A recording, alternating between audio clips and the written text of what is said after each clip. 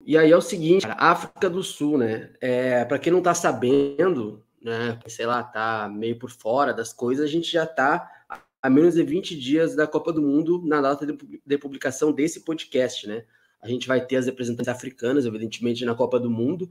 Para quem não está vendo, digamos assim, quem está nos ouvindo, sei lá, eu estou com uma camiseta da África do Sul, acho que é 98, 96, sempre confundo, mas não importa, linda camiseta da África do Sul. Vim em homenagem às Banianas, tá? Porque é os Bafana masculino e a feminina é Baniana, tá? Mas assim, não tem nada de legal pra gente falar aqui da gestão de futebol feminino na África do Sul, por mais que seja extremamente contraditório quando a gente vê que a África do Sul é um dos países que mais investe no futebol feminino. Até porque a África do Sul é a atual campeã africana e venceu o Marrocos.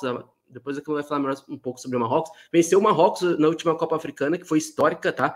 Aconteceu no Marrocos, e a África do Sul venceu o Marrocos no Marrocos, como já diria o outro, né? Venceu o Siri na cidade de Siri, venceu o Borussia na cidade de Borussia, como já diria aquele meme. Só que assim, no último domingo agora, no dia 2 de julho, aconteceu, né, um amistoso contra Botsuana.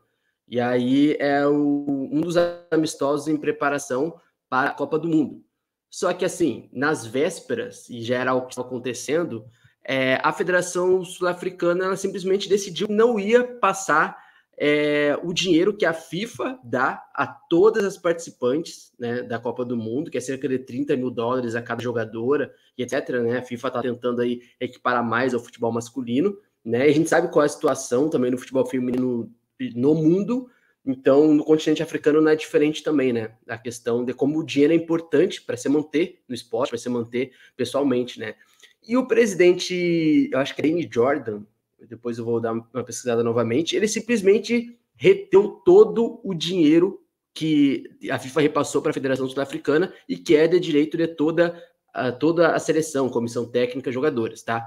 E aí, as jogadoras fizeram? As jogadoras simplesmente boicotaram o jogo contra a Botsuana. E aí teve várias outras questões, tá? Que não é só o dinheiro em si, de direito delas, mas como colocar o jogo lá no campo de terra, literalmente, basicamente um campo de terra, que nem o futebol masculino pode utilizar o campo, porque ele não é apropriado para jogo. Já foi barrado umas 3, 4 vezes já na primeira divisão nacional, no masculino. Colocaram um jogo lá. E aí é o seguinte, olha o mais bizarro, cara. Olha o mais... Não, isso é bizarro quando isso que eu vou falar. O presidente da associação pistola, que as jogadoras boicotaram e não foram para o jogo, assim, faltando 4, 3 horas para o jogo, ele simplesmente convocou outras atletas aleatórias do futebol feminino na África do Sul para jogar esse amistoso, tá? Com a prerrogativa de que Botsuana já estava no país, como se Botsuana fosse muito longe da África do Sul também, mas enfim, já estava no país e tinha que acontecer o jogo. Colocaram meninas que não têm culpa, tá? Não tem culpa enfim, foram jogar pelo seu país, mas jogadores que não são as jogadoras que vão jogar a Copa do Mundo. O que aconteceu? A África do Sul tomou 5-0 de Botsuana, com jogadoras que não vão jogar a Copa do Mundo e que foram escolhidas assim, de uma hora para outra, literalmente. E aí instalou-se o caos no futebol feminino na África do Sul, que já tinha problemas, mas querendo ou não, era uma associação que até ano passado, até a última Copa Africana, foi muito elogiada. Porque, vejam só, agora para terminar essa minha primeira explanação,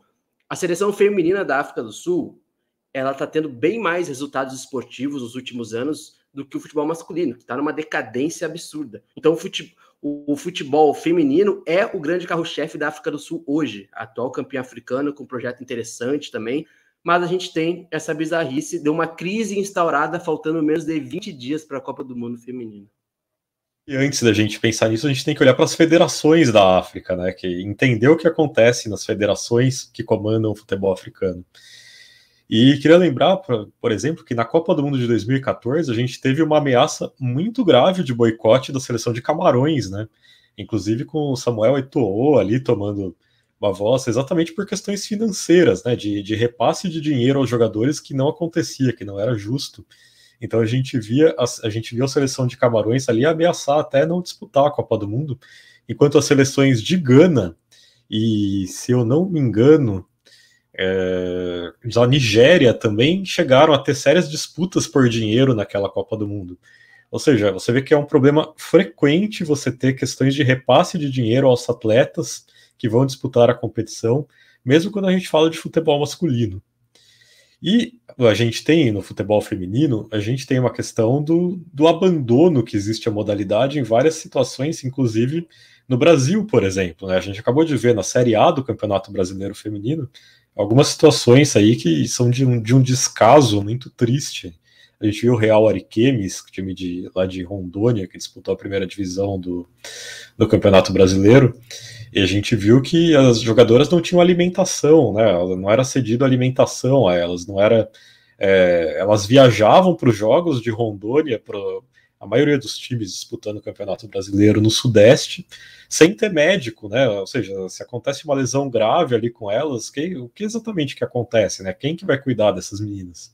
Tudo isso exatamente por corte de custos. A gente viu o Ceará, né, que subiu ano passado para a primeira divisão do Campeonato Brasileiro Feminino, subir e basicamente desmontar a sua equipe, desmontar o seu departamento ali de futebol feminino e tomar goleada atrás de goleada na Série A do Campeonato Brasileiro, goleadas de mais de 10-0.